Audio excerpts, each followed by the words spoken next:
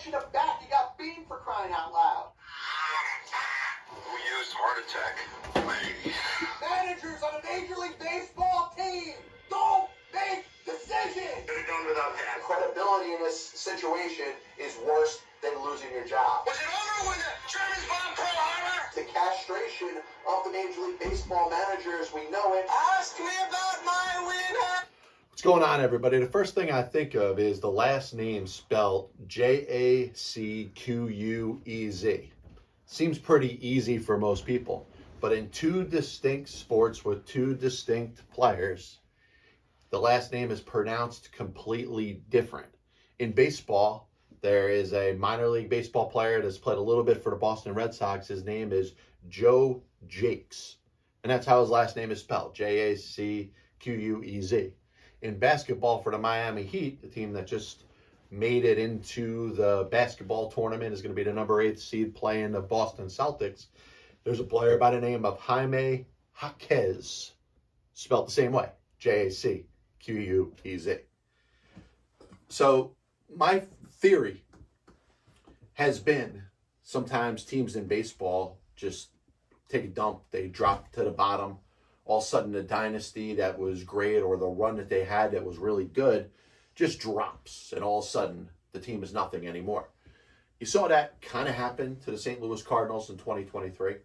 This year, you got, at this moment, the 6-14 or 7-14 Houston Astros, team that's made it to the ALCS 7 straight years.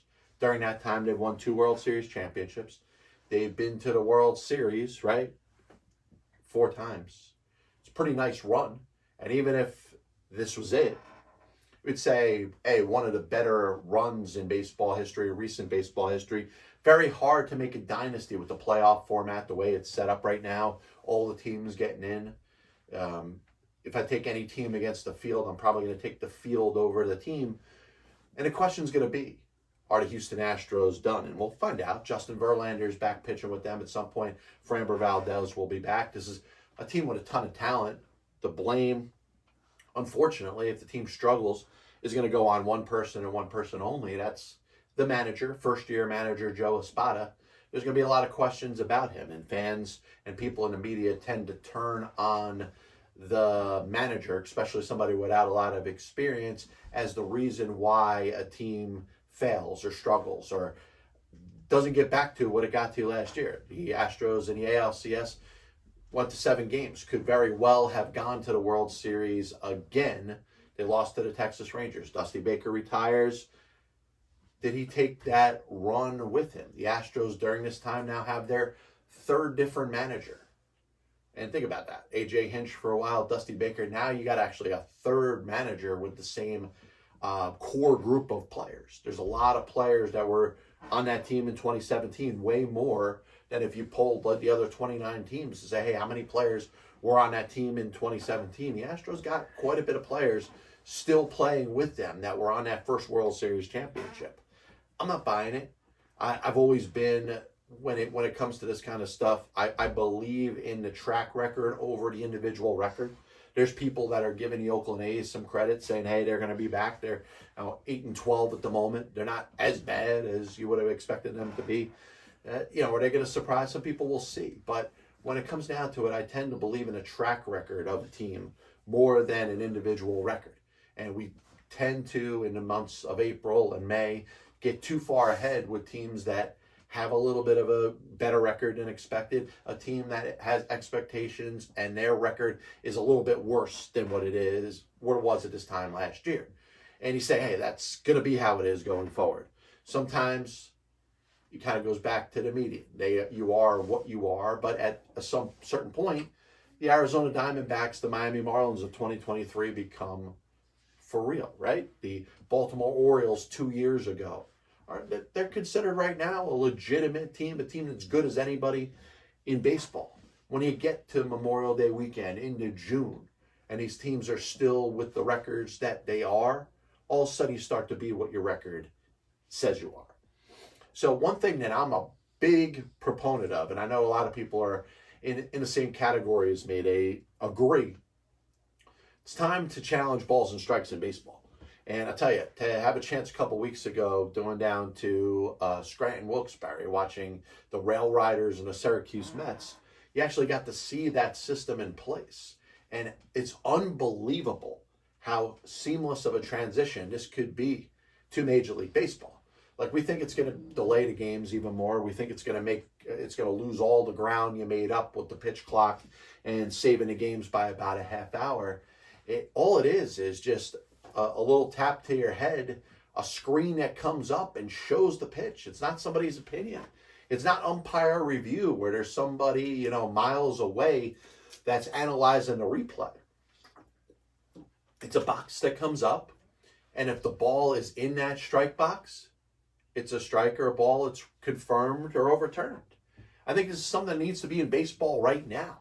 And I haven't been a big fan of the several rules changes that Commissioner Manfred and whatever you call the competition committee, whatever it is in baseball, has been thrown in there. The runner at second in extra innings has got to go. That's the stupidest thing I've ever heard. But when it comes to the automated strike zone, have a challenge system in place. What's working in AAA is perfect, and it needs to be implemented right now. Baseball has said now they could get rules in place in 60 days or less. We have to see that not only for the 2025 season, but we need to see it right now in the 2024 seasons. We need to get balls and strikes right, and at least on a trial basis, we need to see this played out. I don't think there's any harm in it. I think this is one of the things that I'm starting to get to a point where I'm wondering why baseball isn't considering it, doing it right at this moment.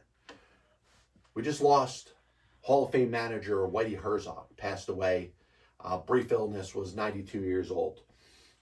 Longtime manager to St. Louis Cardinals. A couple things I enjoy about following his career is the balls that he had when he took over the St. Louis Cardinals in the early 1980s to not abandon his plan to rebuild that ball club into what it became during the mid to latter part of the 1980s. They won a World Series championship in 1982, and they had so much, obviously, that you could build off of winning a World Series championship. How many teams win a World Series and then dismantle the club right after? I'm not talking about the Florida Marlins. It's not for financial reasons. But Whitey Herzog had the balls to stick to his plan and rebuild the Cardinals into what they became in 1985, 1987. Very well could have been longer. And I give him all the credit in the world for that. A lot of people would have won a World Series and changed their plan completely. The other thing with Whitey Herzog, the time that he worked in the player development department with the New York Mets in the 1960s and the 1970s, M. Donald Grant, who's going to be considered one of the biggest villains in New York sports history, let alone for just the Mets. For him to pass on Whitey Herzog as the next manager after the tragic passing of Gil Hodges in spring training of 1972. Big oversight. And you wonder what the New York Mets would have been if they had Whitey Herzog's mind and not Yogi Berra's. And it's going to come as a slight to Yogi Berra, who's probably one of the more intelligent baseball minds in baseball history. Let's think about that, because we think of Yogiisms and Casey Stengelisms and stuff like that. But, all that was done with satire and humor. The guy really knew baseball. So I'm not slighting Yogi Berra, who, turned out to be the manager of the Mets in 1973 when they made it back to the World Series, losing in 7 games to the Oakland Athletics. But you wonder if the latter part of the decade of the 1970s works better with Whitey Herzog still in the Mets organization. Last thing I wanted to touch on, the NFL draft will have taken place before the next PBS that I do. Next Thursday, could we have, for the first time in the history of the NFL draft, 4 quarterbacks going 1 through 4? There's a very good chance that we'll have the 4th time in the history of the NFL draft where quarterbacks will go 1 through 3. Obviously, a couple of years ago with Trevor Lawrence and Zach Wilson and Trey Lance, we had that happen for the 3rd time. But it's going to be interesting to see how that works out. Is Michael Penix a first-round quarterback? It's probably going to be taken. It's going to be a 5th quarterback. Bo Nix, does he make it before the second day of the draft. I think they're all interesting things to see. Obviously, you got the basketball playoffs. The Heat are in. You got on the Western Conference, the New Orleans Pelicans beating the Sacramento Kings. No Warriors this year. The Lakers sitting there at the 7th seed. Obviously, Sixers-Knicks is going to be a pretty good series. If you're interested in hearing me flap my yap mouth, you got my top 10s that I'm running off. If you check out YouTube, TikTok, obviously Facebook, X, and Instagram. Past Ball Show is brought to you by JohnPLA.com, St. Aloysius Church in Jackson, New Jersey, by Two Ways, One Passion Food Truck, located in Scranton, Pennsylvania. Like I said, I made a promise, a vow, that I'm going to continue to do any comment that's put my way, especially when it comes to my list. I will comment back one way or the other. I want to keep the discussion of the world of sports going. God bless you, and as always, I'll see you on the other side. Chris Bryant was on the Chicago Cubs roster opening day. I have many leather-bound books. My apartment smells of rich mahogany. Why don't you give it all or a majority of it to the team that wins the friggin' World Series? I was going to listen to that, but then I just carried on living my life. I may come out as the biggest Major League Baseball manager apologist It'll only make someone work just hard enough not to get fired. because hitters are going out there saying I'm either going to hit a home run or I'm going to strike out. And if I don't get a pitch that I feel like I could drive out of the park, Not even supposed to be here today. especially you prospect whores and hoarders, are going to be a little pissed off at me when I say this. I'm a dude playing a dude disguised as another dude. There are only two managers in baseball's Hall of Fame who have losing records. One of them is the iconic Tommy Mack, who you could say, in spite of winning 5 World Series championships as a manager, could be in as much as a pioneer.